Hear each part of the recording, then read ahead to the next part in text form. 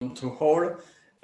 We have a session this afternoon on a very important topic that is the sustainability of mobility and transport in general. We have distinguished guests that will speak about different solutions for the sustainability of transport in the future. We will have insights also on Italy, because we have in this session important organizations that are promoting a different solution in the transport sector. We have Motusè, we have NGO Italy, we have also UNEM, and we have also distinguished speakers from abroad, Amela Ajanovic and Vincent Chartar. I will start to giving the floor to Dino Marcozzi. Dino, please introduce a little bit yourself for letting know our public about your role and your organization. I'm trying. Yes, thank you very much. Good afternoon to all. Of course, just a little introduction for our organization. We are Motusè. Motusè is a 2.5-year organization platform. I mean, it's not a specific platform for a specific industrial sector, but they try to cover all the ecosystem in electric mobility in Italy in order to try to accelerate this. Okay, so if you want, I can start this presentation.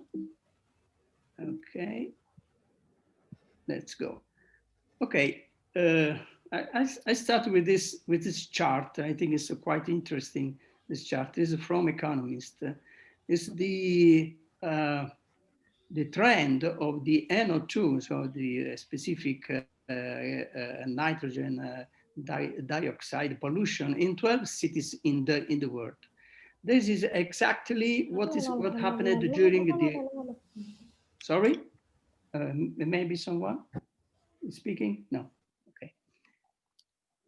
So please go on. Please go on. Okay, thanks. As you can see, there is the specific lockdown from March to June, and I think that there are another situation very similar on the present, but this chart covers until August.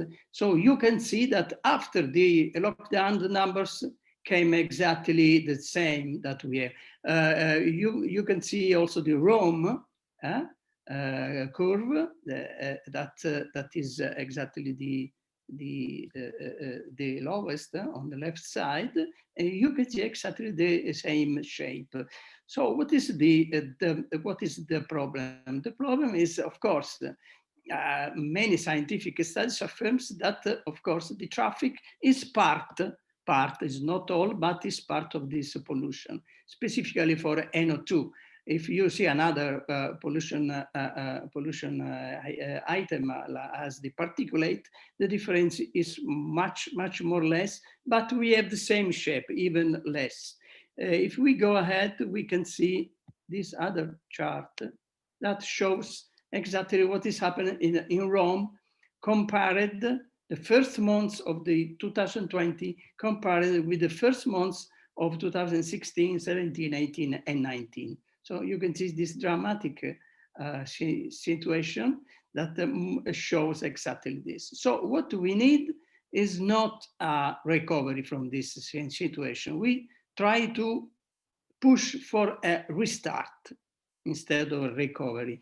And in fact, if we go ahead, I show you something more. Okay, this is our mantra in this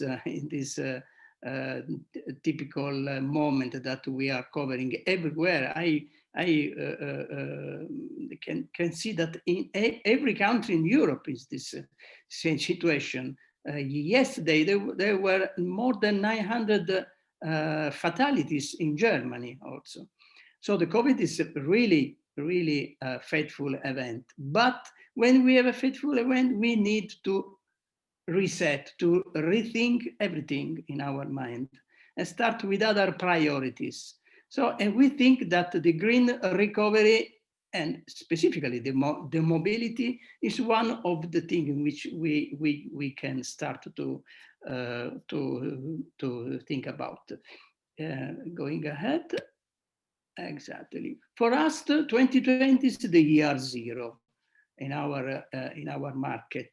Of course, small number in Italy, but with a great shape. If you can see the axis of 2019, there are the numbers in these specific countries.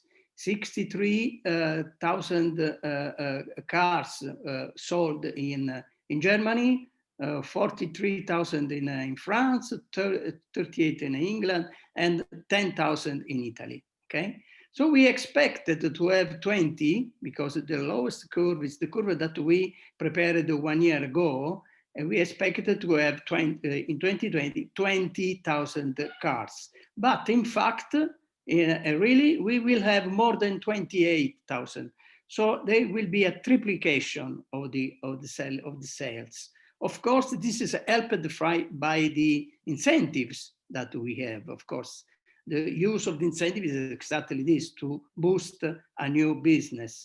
But if we see the other countries, like in Germany, we can see that in Germany, only in November last month, they sold 28.9 thousand cars, total electric cars, so battery electric vehicle, BEV, in just 1 month, exactly the same amount that we will cover in 1 year. And the other countries, as France or England, UK, etc., have the same aspect. So we think that 2020 is our year zero, regardless the COVID, because the car market, of course, has unfortunately has a very, very low numbers in 2020 in every country, but electric no. So that means that the people want to electric. If we go ahead, we can see our scenario for 2030. I think this is quite interesting because we show that the growth is not so quick as someone says. Okay, we cannot change all the cars in Italy immediately, of course. Imagine that in 2025, in our expectation, we will have on the roads 1 million of cars, compared with the 38 to 39 million of cars that are in our roads. So our idea is, of course, to have a very quick growth. I mean, geometric aspect grow, but not so quick because the number is this. With this number, we expect to have 4.6 million of cars in 2030. Because this is the shape that we expect. But maybe they will be more, because just last December 10th, the European Commission says that the reduction in CO2 footprint will be minus 55% compared with 2020. And this number are for the old numbers with 59 grams of CO2 per kilometer that show. So we expect that the cars will be more of this, maybe 6 million, okay? So it's important for us to start, especially with infrastructures. Now infrastructure is our specific focus item, because there are many cars that are entering, but we need now infrastructures growth. If we go ahead, of course, the next ecosystem will be, as they say, a case future, so connected, autonomous, shared, and electric. So we have to imagine a totally different ecosystem. First, not the same number of cars. We don't expect that in 2030 we will have 39 million as now, but we expect 32 million. We expect to have no more so much private ownership of the cars, but the sharing and, of course, the use of long-term renting and different approach. So this is what we are thinking. We are exploring now the digitalization world, especially vehicle to everything, that is V2X. That means that all the vehicle will be connected with the big data analysis that is in the smart city. This chart comes from a study from Roland Berger. Of course, there is other means to prospect. Now it's very cool to speak about the green hydrogen. We love a green hydrogen, but unfortunately, it's something that is very wrong to use green hydrogen in cars, because if you can see this chart, you can see that the efficiency of battery electric is 3 times the efficiency, from 2 to 3 times the efficiency of hydrogen. That means that we will need 3 times renewable energy in order to feed a great spread of cars with hydrogen fuel cell and then batteries, because they are I mean, electric cars. So we cannot go against the second principle of thermodynamics. So the efficiency will be much more lower. And of course, also the power to liquid will be a very, very low efficiency aspect. Green hydrogen is important in our point of view, for industry. We're close to the production. So we have production close. For instance, there are many examples now in Scotland or in Holland that they are projecting the design so to have big wind farms and close the production of green hydrogen. But for industry, for storage, and where is inevitable. So in maritime, aviation, heavy duties, we are thinking that also the big trucks can have hydrogen, okay? We will see which will be the development of the batteries next years, because we think that in the time of 4-5 years, the batteries will be totally different, with much more efficiency, with less heavy, less weight of the trucks, so more efficiency. So this is what we are thinking about hydrogen. Of course, during the time between now to 2030, 40, and 50, we will have the conventional fuels like diesel or gas. We are not against them, but for transition, not to spend money to have this investment, large investment, but because the future is, from our point of view, absolutely electric. The infrastructure, now there are infrastructure here. In Italy, we have 17,000 charging points, but unfortunately, the distribution of the territory of Italy is very, very bad. Much more in north, less in center, and much more less in south and island. And the distribution, we are working about also on the distribution in the terms of power. The most part are AC, not the DC. We need a DC high power. Next, we are looking also with this study that is present in our website. You can see the study that we done with the energy and strategy from Price Waterhouse, study of the infrastructure in terms of energy and in terms of breakdown of the infrastructure in 2030. So we expect to have something like between 100 and 130,000 points. This is public, not private, just public. Okay, the final. So I think we are in time. Just 1 minute for this. This just to finish with some fun. This is the shape of the market adoption of all the technologies that we had in many years, from 1900 to 2005. So we can see the computer, the color TV. So we need the help until the market is below 5%, but then the shape is exactly the same. So we are exactly the 3 small guys that are on the right side of this chart. So we are pushing to improve the infrastructure, to decrease the price, especially the battery price, and to do advocacy, no, in our activity. Unfortunately, we have also that we have also some people that try to sell fear, uncertainty, and doubt in order to squeeze this chart. But these are the rule of the game. So we are also love to accept this rule of this game, but we are in the left side of this chart.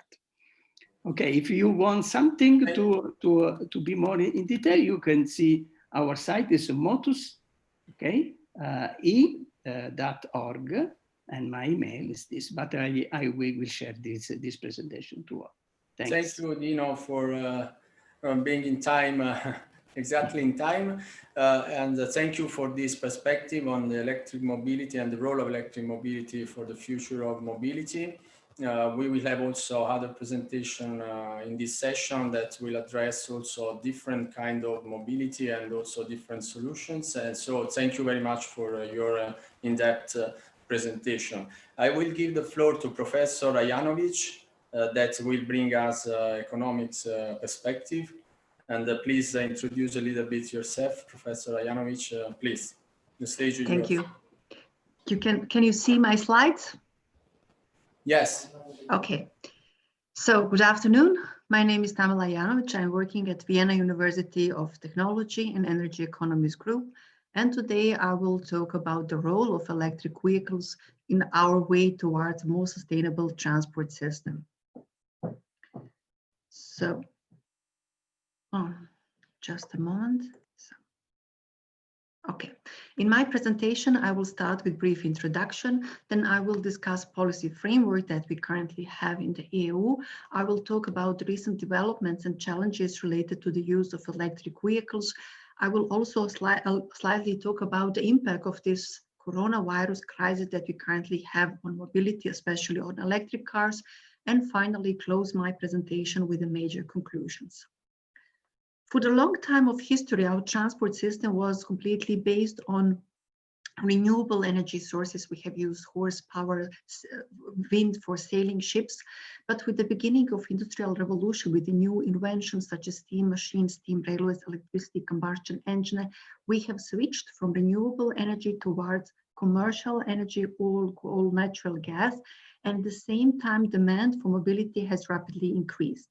And unfortunately, this is not without consequences. What we are facing nowadays are congestions, increased noise level in the cities, local air pollution, global greenhouse gas emissions, and this is something what have to be changed in the future.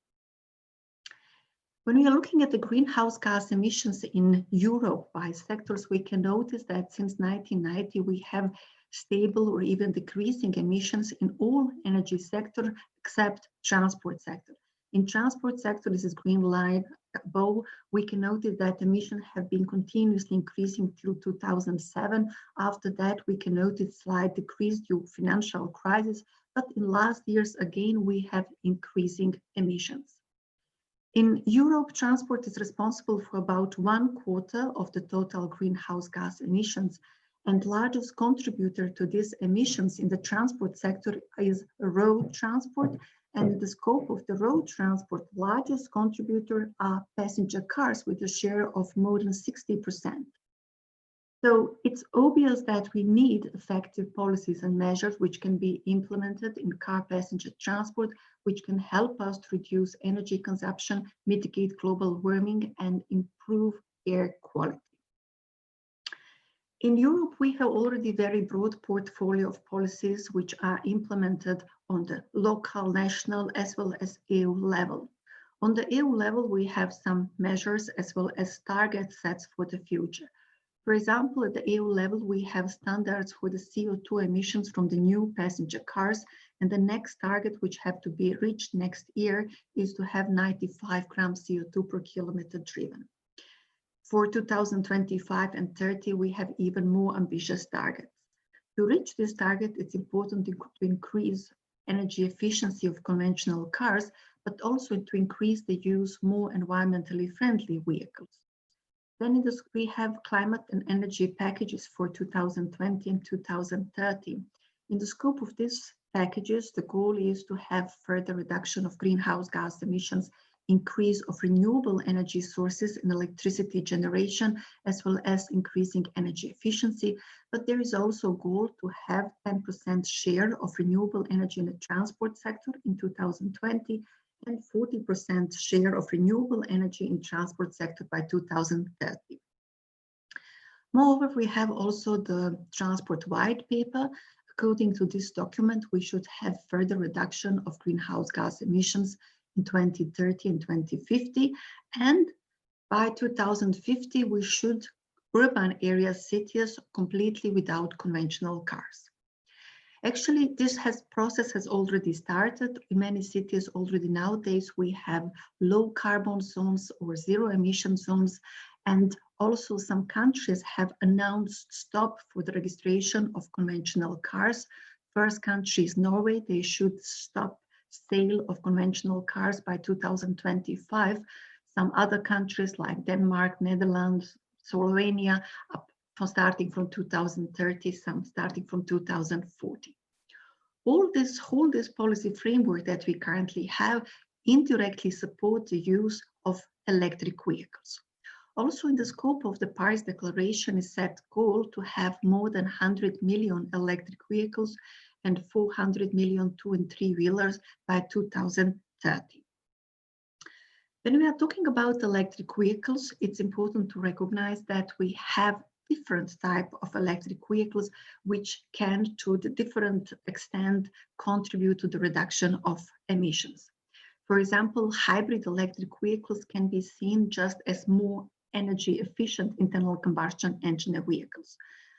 In the long term of special interest are so-called zero-emission vehicles such as battery electric vehicles and fuel cells vehicles, but currently of the special interest are rechargeable electric vehicles such as plug-in hybrid, range extender, and battery electric vehicles. In this figure, you can see development of the global stock of rechargeable electric vehicles since 2010, and it's obvious that in 2010 we have continuously increasing number of electric vehicles. In 2019, the total electric vehicle stock was 7.2 million.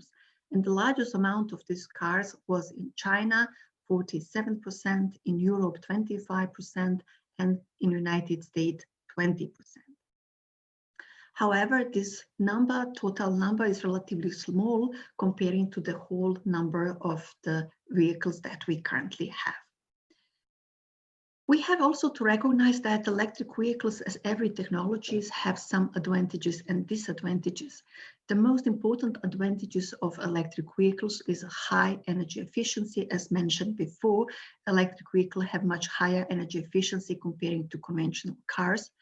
They can also help us to increase the energy security, supply security. Most countries have huge energy import dependency in the current transport system. With electric cars, electricity that we need for electric vehicles could be produced in every country from available primary energy sources. Then electric vehicles can help us to reduce local air pollutions as well as global greenhouse gas emissions, depending on the primary energy sources which we are using for electricity generation. And also they can help us to reduce noise level in urban areas. But they have also some disadvantages. They are more expensive than conventional cars. They have shorter driving range. They have longer charging time, as well as charging infrastructure is currently mostly available in urban areas. When we are talking about these disadvantages, mostly stressed disadvantage are the cost. But when we are looking at the cost, the currently mobility with battery electric vehicles is more expensive, but it's mostly due to the battery cost. But in this figure, you can see development of the battery prices since 2010, and it's obvious that we have a huge reduction of the prices over time. And this, of course, makes electric vehicles more competitive. For example, in 2010, the price difference between fuel cells vehicles, battery electric vehicles, and conventional cars was huge. But in the meantime, this difference is much lower, and in the future, through technological learning, we can expect that all these technologies will be much closer to each other, much more compatible. However, in the meantime, it's important to close this price gap that we have between alternative automotive technologies and conventional cars. And to do that, many governments have provided different kinds of supporting policy measures. This supporting policy measure can be usually divided in two categories: monetary measures and non-monetary measures. The most important monetary measures that we currently have are different kinds of subsidies, as well as reduction or exemption from different types of taxes. Besides these measures, there are also non-monetary measures, such as, for example, possibility to have free parking spaces, possibility to use bus lanes, or wide availability of free charging station, or possibility to enter zero-emission zone or city centers. And depending on the cities, this non-monetary measure could be sometimes even more attractive.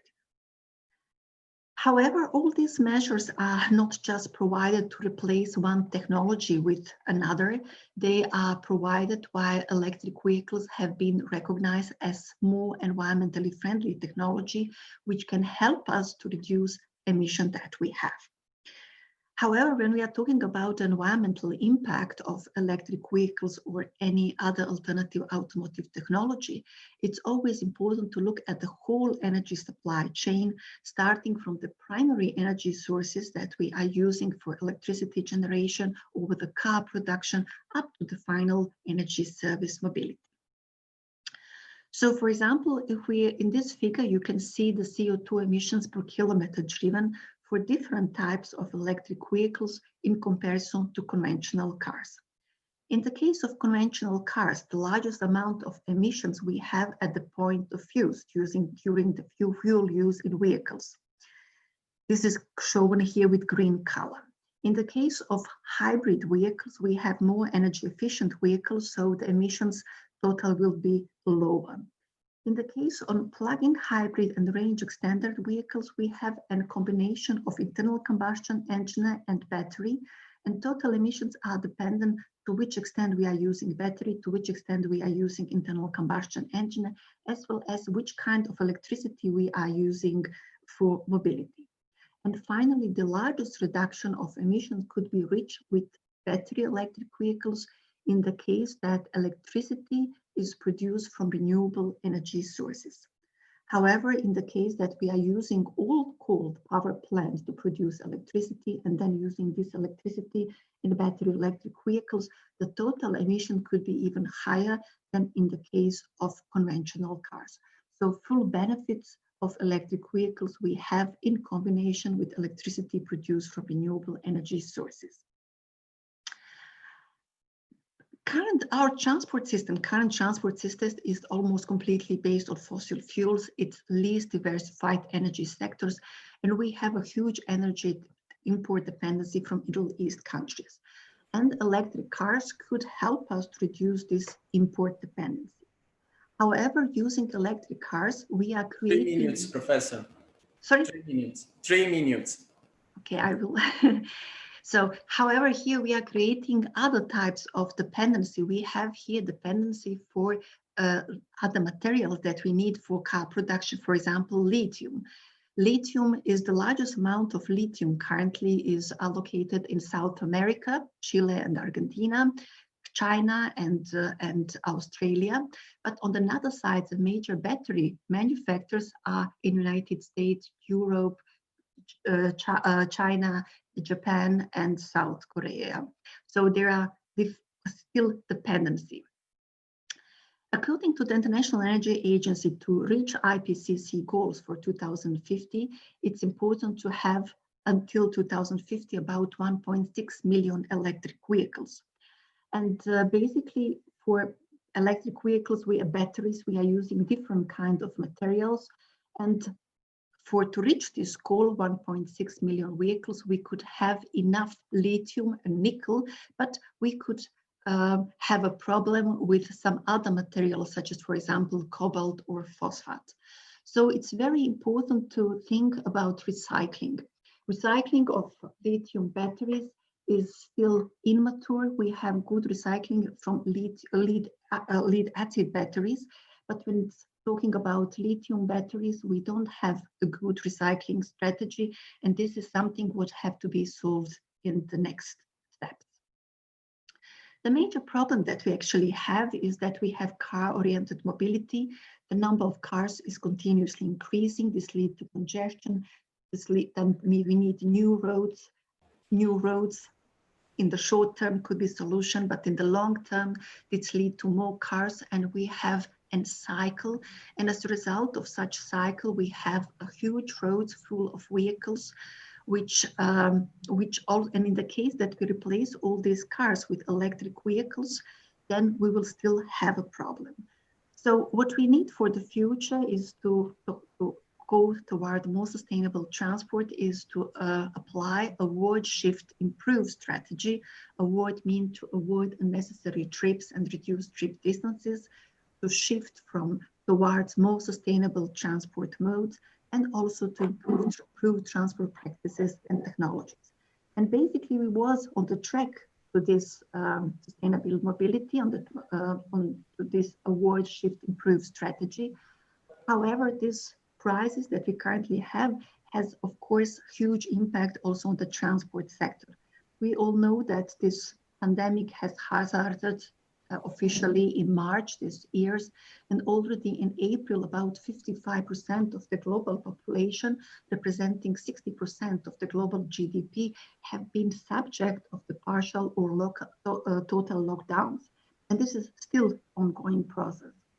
Professor, may I ask you to go to the conclusion? We have finished the time in order to be fair with other speakers. Yeah, good. I will skip to conclusions. We will circulate all the slides to the audience. And okay. Please. Okay. So, well, to conclusions. As I said, electric vehicles, they are part of the solution. They have some advantages and disadvantages. And what is important for the future is to reduce the cost, improve the battery characteristics, as well as to develop necessary infrastructure. Policies that we currently have, such as this monetary, non-monetary measure, will be abolished with the increasing number of electric vehicles. So we will need future new policy design. And it's very important to ensure in the scope of this policy design that we have full benefits of electric vehicles. This crisis have had a huge impact on the transport sector. Transport demand is currently reduced. We have new working and living behavior. For example, home working, we have decreased in international travel. Also, this conference is now online. And the question is, what will be impact of this crisis on electric vehicles? So electric vehicles have to be competitive. They need subsidies. And in this financial crisis that we also currently have, the question is how much money will be available to support electric vehicles. But it's also important that the largest impact of this crisis was in the cities with very high local air pollution. And this crisis could be also a possibility to think about new mobility behavior and to think our transport system as a whole. Thank you for your attention. Thank you. Thank you very much, Professor Ajanovic. Thank you for very insightful insights on also critical issues that we have to consider in order to push for an holistic approach on sustainable mobility. So thank you very much. We will circulate all the slides, and I'm sorry, but I have to take the time of all speakers. I asked to all the speakers to stay in the 15 minutes, and I take the time for you. So please, I give the floor to Vincent Chartar, that is an entrepreneur. A little bit of introduction, Vincent, and then the floor is yours. And please, 15 minutes. Absolutely, thank you. So, well, the entrepreneurial part with partners, I started a startup company in California focused on EV charging infrastructure, and that company was acquired by Enel end of 2017. And I'm now in charge of vehicle grid integration at Enel So it just happens I'm in France, but my role is global. So you could say I'm in Rome, even though it doesn't show with my accent. Moving on, this is going to be a practitioner presentation rather than, I would say, one with a more theoretical frame. So let me start with the global intro here. We all know that the energy sector has been transforming at an accelerated pace for the last 10 years, I would say, about 10 years. And so here are the 4 trends that we're all familiar with. And today I'm going to talk about the mobility trend, which is partially electrification of transport, meeting another trend, which is digitalization, and the fact that through decarbonization also happen through a more decentralized system. So this is flexibility meets mobility. And this is the topic of vehicle grid integration, or how to use EV batteries in the electrical system on top of using them for mobility. Right. Now, I think it's not hard to be convinced that the future of transportation is electric. Although 3 years ago, when showing some slides, first of all, the curves didn't have the same shape. And people were not so convinced as of today. Now, today it's easier. This shape, the interesting things about those curves, of course, is to see how forecasts by the various players that forecast electric vehicles change over a year. And so the fact that the slope increases every year from 2016 to 2017 to 2018 about future forecast is typical of phase transitions, right? It happened in energy, for instance, it happens with solar between 2009 and 2015, I would say. And that was a big transition to renewables. So now it's happening with electric. What do we do? So what does Enel do? I will not introduce Enel in the interest of time. So I work for Enel X, which is the branch of Enel focused on building new business models in this new utility of the future vision. And what Enel X does on e-mobility is 3 things. Invest in public charging infrastructure and operate it in specific countries. So for example, in Italy, but also in Spain and to a certain extent in the United States. The second role is to develop and sell technology, not only for its own charging stations, but also to third parties. And by technology, we mean the hardware, charging stations, but also the software to integrate this with the electrical system.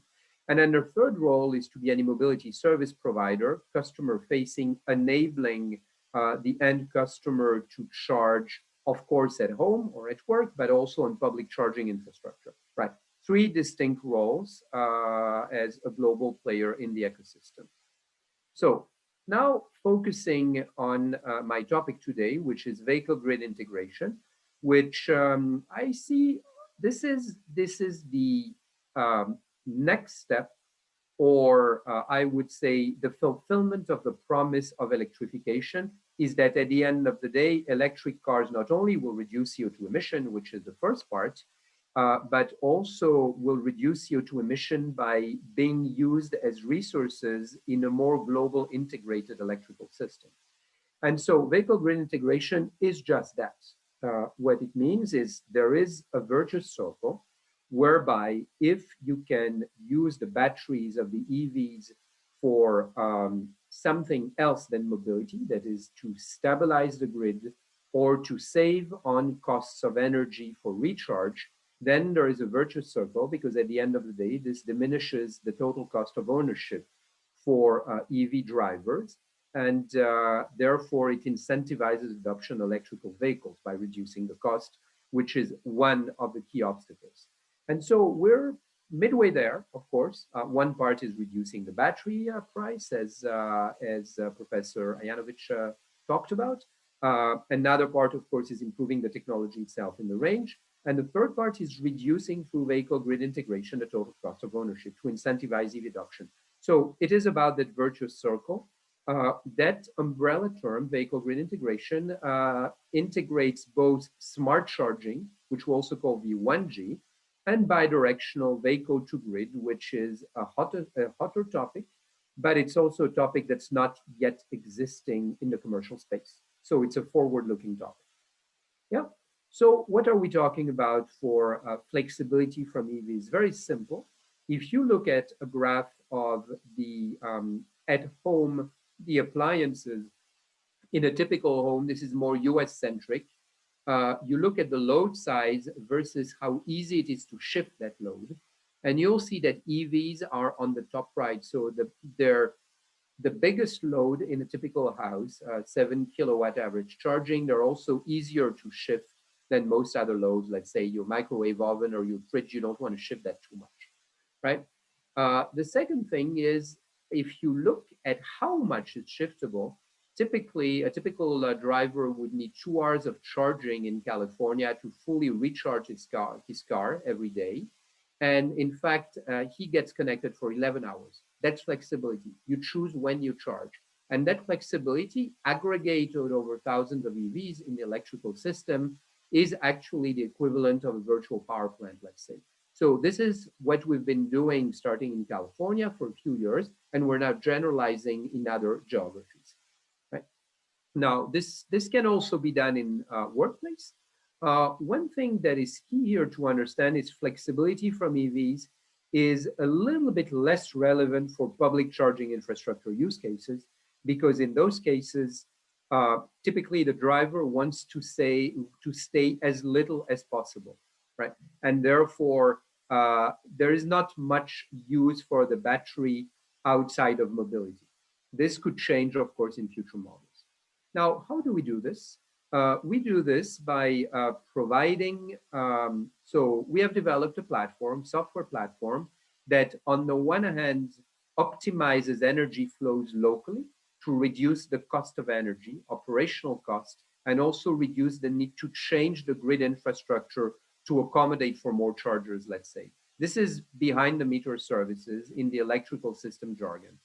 We also provide front of the meter services, which means services to third parties, grid operators, and markets, right? Which means, for instance, trading energy wholesale or providing frequency regulation services. At the end of the day, this is the same thing. This is about improving the economics of charging, on the one hand through savings, on the other hand through revenues. So some examples of how we do this. So let's say, historically, the first example is California. And so in California today, we have the equivalent of a 70 megawatt virtual battery by connecting thousands of EVs. Now, actually, it's charging stations that we connect, and this is the maximum power. What this really means is at any given point in time, we have a subset of these EV drivers connected to charging stations, and then we can provide demand response capacity with this virtual battery to basically balance supply and demand on the grid. Technically, this is responding to DR events, demand response events, which is a specific type of mechanism used in the US to balance out. And so you see on the graph on the right, for instance, some curves that are taken from this summer when it was very hot in California and there were fires. And we've been called to provide capacity to the system a number of times with our electrical vehicles, and we shifted the loads, right? Second kind of thing we can do is a number of local optimization services, which is limit the demand in a building, limit the demand for charging in a building. Limiting doesn't mean, by the way, you don't charge. It means you charge at a different time. So you calculate the optimal charging schedule over time, and you can limit it taking into account the building load. Another thing that can be done is to optimize the charging against the retail electricity tariff provided to the end customer. It's a fairly simple thing to do when the tariff has, let's say, several time slots that are fixed and is fixed. You have a night tariff and a day tariff. It gets a bit more complex when you have dynamic tariffs, which is happening in a number of countries now, UK, Norway, and some states in the US, where the electricity tariff to the end customer changes every hour, adjusted to wholesale market electricity rates. And finally, prioritization. Charging needs are different between different users.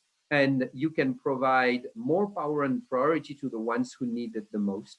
And this is something that you can do in workplace settings where you have several EVs together trying to charge on several EVSEs. So all these products are about savings. Then there is something else that can be done. So keep in mind, the first part was mostly about residential customer, reduce their costs. The second part was about residential and workplace customer. The third part is, what about car manufacturers? Well, we work with car manufacturers as well to control the charging through the car, not through the charging station. So this is an example of how we do this with Honda in the US. And again, we create value by adjusting the charging schedules to the needs of the grid, in this particular case through DR programs in the US.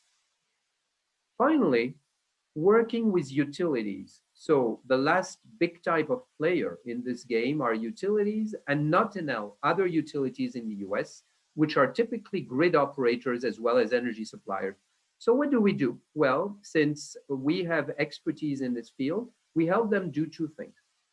Understand the patterns of charging of EVs in their territory so that they can better leverage them in their investment plan for their grid infrastructure later.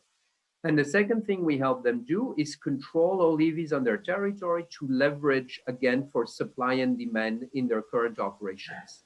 Now, 3 minutes, Vincent. 3 how much, sorry? 3 minutes. 3 minutes, great. Yes. So this is, how does this play out in the economics for those utilities? It's simple. Right now, utilities in the US have, all of them have investment programs in EV charging infrastructure, whereby instead of just paying for the grid, they also pay for work at the customer's premises or even the charging stations themselves. And we allow them to get visibility and target those investment programs in the best possible way so that they can leverage the value for the grid of the EVs. Right. Last point in this story is the vehicle to grid story and the regulatory advances. So we've been working on vehicle to grid with various pilots for a while, and Enel was a pioneer in this. So I won't detail the pilots that are ongoing, but really V2G is not the stuff of pilots anymore. We know the technology works. What is more important is to understand two things. One of them is it's not really different from smart charging or vehicle one grid.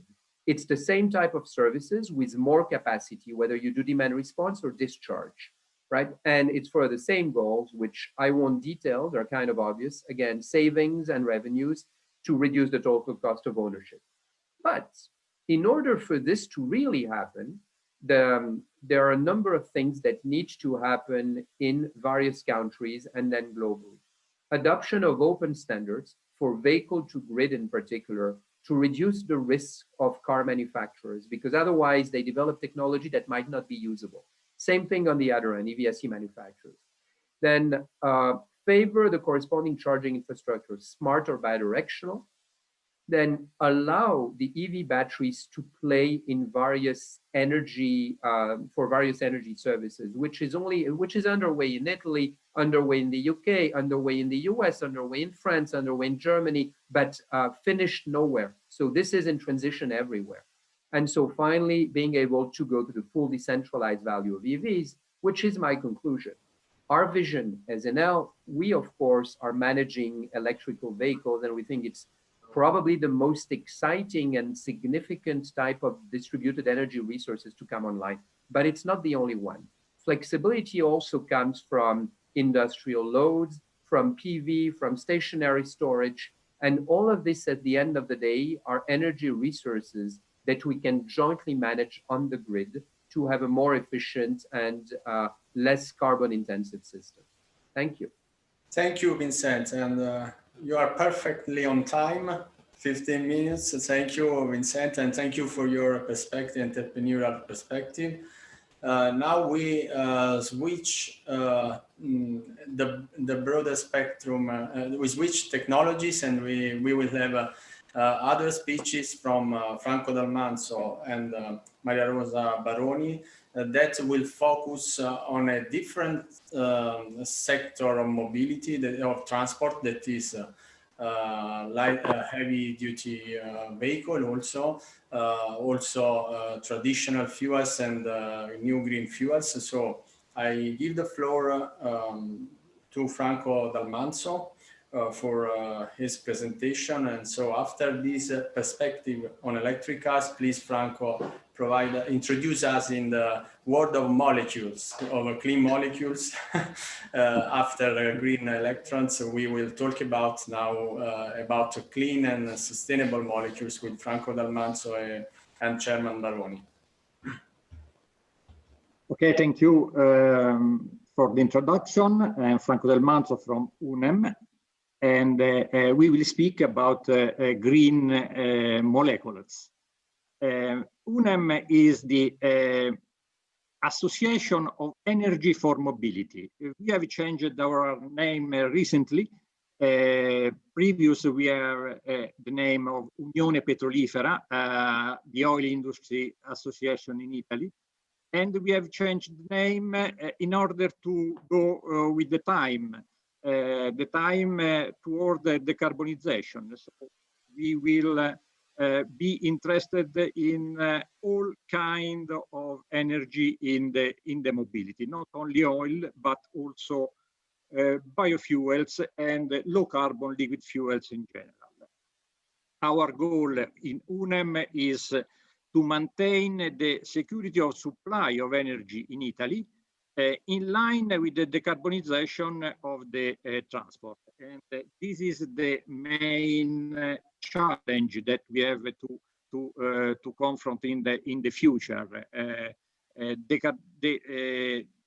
The decarbonization of transport is to be reached by 2050. And okay, we have also other target before. We have already seen the problem of air quality, but we think that the air quality can be solved with the new type of cars in Europe with Euro 6 and Euro 7. We will solve without any other problem all the air quality in city and in the territory. So we remain to solve the problem of the decarbonization. And in this field, the fundamental roles is of liquid fuels. Why liquid fuels? Because liquid fuels have very, very high energy density that is absolutely necessary to decarbonize all the sector hard to reduce the CO2 in especially heavy truck for long distance in road and in particular vehicles in aviation and maritime transport. We as UNEM have all the potential to achieve these targets. In short term, we think to use more biofuels and low carbon feedstock for our refineries. We have already transformed 2 refineries in 2 biorefineries. And we will progressively substitute the fuel, oil feedstock with other low carbon feedstock. In long term, we will replace all the fossil feedstock with other raw materials, and in particular green and blue hydrogen and CO2 captured and reused. Our solution for the long-term decarbonization is, in fact, the low-carbon liquid fuel. These kind of fuels can be produced with simple reaction already known with a technology already established 10 years ago by Fischer and Tropsch, in which we will combine CO2 and hydrogen to produce liquid fuels. CO2 can be obtained by atmosphere or more conveniently by other concentrated sources. And hydrogen can be green hydrogen, or more conveniently also in this case, and in more short time, blue hydrogen, in which hydrogen is produced from steam reforming of methane, and then CO2 is captured and separated. Liquid fuels produced in this way have near CO2 neutrality when is used. And CO2 have many advantages, have also some disadvantage we have already seen, and we perfectly know that to produce biofuels, we need to use a large quantity of energy, and also the costs are very high in this time. So, we have to take into account these two problems. But versus these two problems, we have other important advantage. The first one is that e-fuels can accumulate large quantity of non-programmable renewable electricity, and in this way we can ensure both the grid stability and the production flexibility. Then these fuels for the very high energy density can be used in all kind of transport. We have already said that in heavy-duty road transport, maritime and aviation are absolutely necessary, but also in light duty will have a certain role. This kind.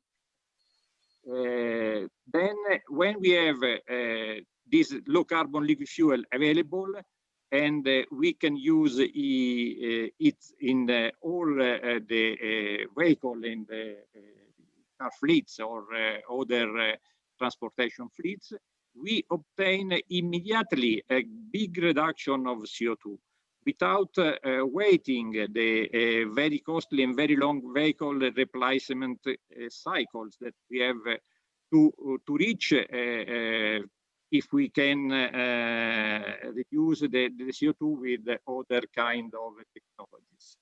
Another very important benefit is that low carbon liquid fuel are perfectly compatible with the traditional liquid fuels, and so we can use all the existing logistic and distribution infrastructure in order to make available this product to the market. Also in this case, without waiting the very costly necessary for the infrastructure for recharging batteries or the distribution of hydrogen. We have all these advantage in order to counterbalance the disadvantage. This is the our scenario at European level.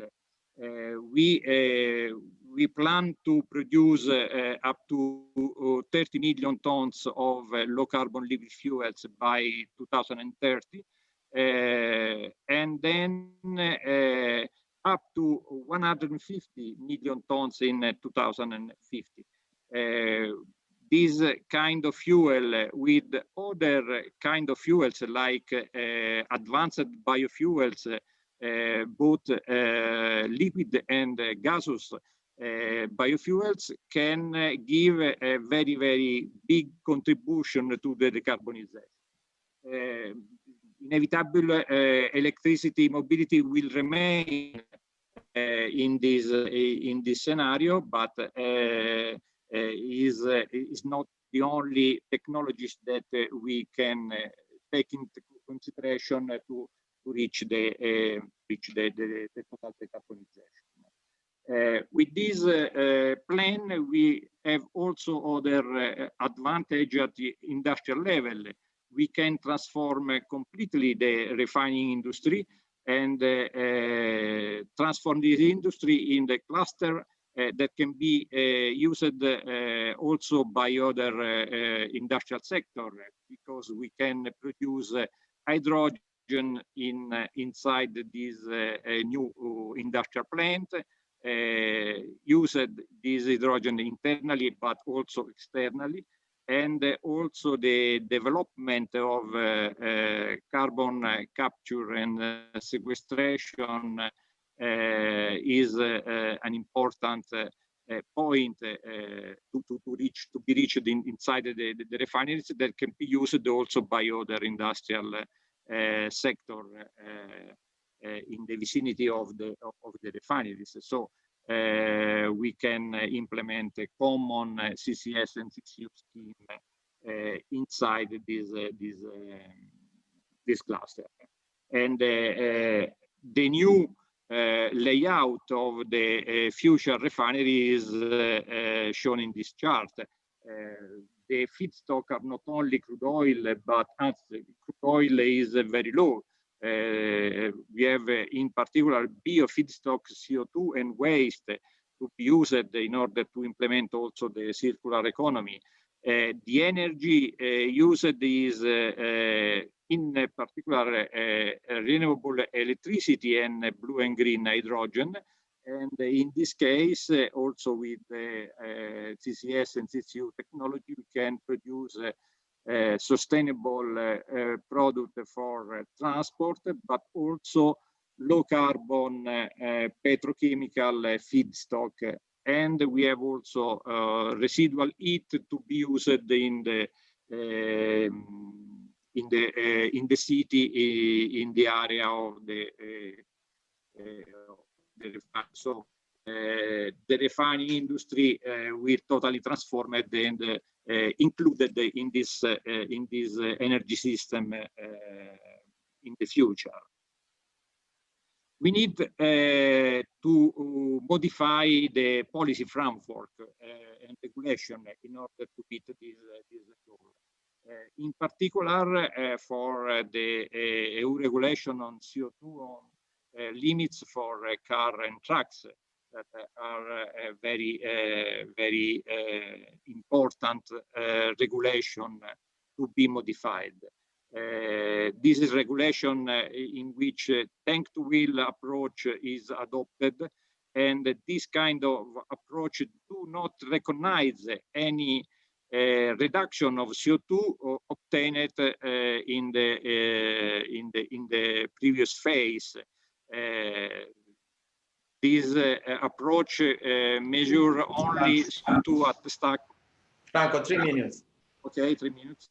And do not take into account the CO2 emitted to produce the energy vector or the fuels. So we ask absolutely to change this tank to wheel approach in another approach in which the car manufacturer can meet the CO2 limit also with credit used and produced by fuel supplier. In this way, the total reduction between fuel supplier and car manufacturer is obtained by a combination of the two regulations, and with this exchange of credit is possible to meet the total decarbonization not only at stack or at wheel, but also during the production of the fuels and reach the carbon neutrality in the transport sector.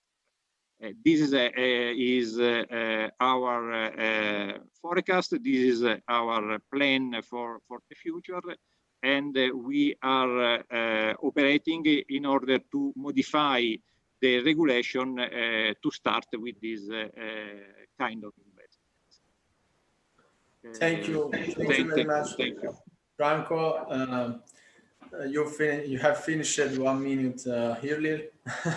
So thank you very much. And now I give and thank you for your perspective from the refinery sector. That is a sector that can bring long expertise and competencies on, for example, hydrogen management, production, and also on biofeedstocks and management of biofeedstocks. Now we switch to another important option for sustainable mobility that are natural gas and green gases with Chairman Maria Rosa Baroni. Now, Maria Rosa, I will share the presentation from here, from my computer. Please tell me if it is okay. Can you? Yes, Paolo, okay. It's okay. And thank you very much for the organization to invite me here. And I think that what I heard from my esteemed colleagues are something that I can share, because as you will see after in the next slides, NGV Italy is one association that is 100% neutral. In my board, in my association, I have all the energies that you have talked about, all the ideas. We have electricity, we have hydrogen, we have even LPG, we have diesel, we have all the energy we just talked about. So, of course, NGV, the main target for NGV is natural gas. So NGV Italy reflects the Italian chain of natural gas from transport, gathering companies active in natural gas upstream, midstream operation, engine design, car, truck, ships, OM production, natural gas network management, retail station owner, cryogenic technologies, biomethane production. We belong to NGV Global and NGV Europe, and thus connecting with international know-how, technology expertise, and best practices for the implementation of natural gas solutions in transport. I remember when I lived in California in the early 2000s, that in California they already were talking about zero emission, lambda zero. So I think now it's time to work all together very hard to help the planet to decarbonize us, and NGV Italy and myself are really active with different solutions than electricity, of course. So foster to the global level, the Italian industrial excellence and expertise for natural gas, LNG, bio-CNG, LNG fuel transport. Now, I think this is the most important part of my presentation, that by the way is not so long. This shows the world transport energy needs. We see that to go to 2040, the light duty segment is going down, most probably for several reasons, because the city transport, the urban transport will move in a different solution with the public means, with better connection between different areas by using other way of moving around, not only walking, but it could be, as I say, bicycle or scooter and so on. So we see that for 2040, the light duty needs of energy is going down, but we can see the growth from 2017 to 2040, that the heavy duty, the aviation, the marine, and the rail will take over. So I think that the answer for the future years will be the request of the market. So the trade of goods and commerce will be the one to lead the demand, and we cannot stop them, because although I am, until a few years ago, I was a pilot. I flew in all over California with my little Cessna at the time. But so I think that maybe by 2040, 2050, there will be different way also for transport, heavy duty, not only by hydrogen or by electrical or by gas or diesel, but maybe there will be some kind of drones or so on that will take over and leave the roads empty. But in any case, this is a big problem. And we see that we have the duty. We have, if we love the future, if we are aware that in the future we have to do something, we have to work together. And we have to work together with this segment, the heavy duty, the aviation, and the marine and rail. And I think that when we mainly talk about these sectors, gas can do really a very good job. So that's why I always ask my friend to get together and to work together for decarbonization. So one of the solutions, of course, is small scale LNG. It's a big driver for decarbonization. And you can see we can use LNG in different way. We have LNG that comes in by small scale LNG carried by coastal depots and get to land with truck. Then we have a pipeline and that also get, and micro liquefaction. Italy has several micro liquefaction plants already. And this is very important to reach areas where maybe the gas is not there yet. Sardinia, we have Sardinia, one of the biggest islands of the Mediterranean, where there is no gas at all. So this will be the way to reach also those areas where gas is not there. And that's help decarbonization, of course, because right now they use carbon or they use wood, and we can be a very good choice. So please, the next. Okay, the benefits are very clear. We all know that we have to do something, and we see the heavy duty road transport and the emission reduction against diesel. I have my friend Franco Del Maso that also work in gas. They have several natural gas stations, and I think diesel will not die, of course. It will become cleaner, as Franco mentioned, but we have to do something. And then we have the maritime transport that also is very important, because in the future, I think that the transport by water, by boats, will increase, especially in areas like the Mediterranean, where not only we will have cruise, but we will have really goods transport. And we need to really do something. Thank you. Well, as I mentioned, these are the small LNG storage facilities that are being developed in Italy. So we have a very important terminal and coastal deposit, storage facility, and there are several other initiatives for storage, and the Italian industry and my associates are very active to bring LNG wherever it's needed and as much as possible in areas where there is no gas at the moment, and where to use other energy like electricity is not possible yet because of many problems that this energy is giving. For example, in Sardinia, they don't have the possibility to do it. Or we should remember that in Italy, we buy electricity. We have mountains and all over the peninsula. So it's going to be take some time, because the heavy duty will be able to use energy like electricity, or in the future for hydrogen. So next. So these are the potential of LNG. You can see it's very easy to see where we can use LNG. Of course, we have heavy duty trucks.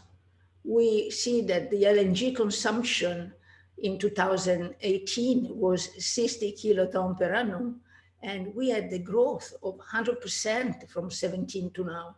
So the expected demand by 2030 grows to 800 kilotons per annum. Then we have the maritime transport, as I mentioned before. So the expected demand is 600 kilotons per annum by 30. Coastal deposits are expected to start very soon, next year probably. Then, of course, we have the residential need and the industrial users that where you don't have a pipeline reaching, and where LNG is very important. The truck transport by LNG. So this LNG consumption from is going, that in 2018 was 10 kiloton per annum. It's expected to become 200 by 2030, excuse me. So we reach a very high number, that's 1,600 kilotons per annum. So that means we need LNG until other, as a transition, until other energy will become usable, economic, because we also have to look at the economy, because people have to buy a truck, people have to buy a boat, and to run a truck, it's very expensive. And at least my friends who have fleet are very concerned about the cost of the truck and of course, and of the fuel. And at the moment, LNG is the most available and economic choice that they can have. So these are some examples. You see beautiful boats. We hope that very soon we all can go on a cruise, and when the COVID is over. And we invite you to Genoa, to the Mediterranean. You see that our members have already technology for small boats, for small craft. We are working for fishermen boats, which is very important, I think, for the Mediterranean fishermen. We have many fishing boats, and to have it on LNG will help a lot the climate and the pollution. Then we have the beautiful Iveco truck, and we have a small tractor, and we have a small vessel, all on LNG, dual fuel. I would say that the tractor and the small vehicle are dual fuel, biomethane and diesel. Sometimes we have the technology of doing diesel, and that works 60% on biomethane or natural gas. This is from around the world. We have a train. I know we are working. We have some members that are already working on trains, and also not only electrical, but also LNG, CNG, and hydrogen. But this is some example around the world, what is done in USA, in Canada, or in Russia.